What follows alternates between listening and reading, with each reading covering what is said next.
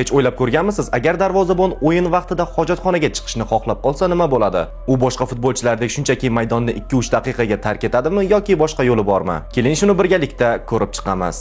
Albatta kimdir Bartes kabi peshobini chetga qilib hammasini maydonda qilib olishi mumkin yoki Lehmann kabi reklama bannerlari ortiga yashirinishi ham mumkin. Lekin vaziyat jiddiyroq bo'lsa-chi, maydondagi boshqa pozitsiya o'yinchisi bo'lsa, bir necha daqiqaga kiyinish xonasiga yugurib borishi mumkin. Bir futbolchini vaqtinchalik yo'qotish unchalik qo'rqinchli emas, ammo darvozabonsiz bu juda qiyin. Aynan mana shunday holatga Cruzeiro jamoasi posboni Ramos tushib qoldi.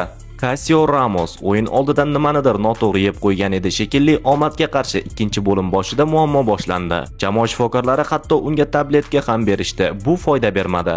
Ramos endi chiday olmadi. Majburiy almashtirish xavfi bor edi, ammo hakam darvozabonga yon bosdi va o'yinni 3 daqiqaga to'xtatdi. Casio uchun shu vaqt yetarli bo'ldi va u qarang, xursand holatda maydonga qaytdi. Qizig'i shundaki, aynan mana shu tanaffus tufayli hakam o'yinga 10 daqiqa qo'shib berdi.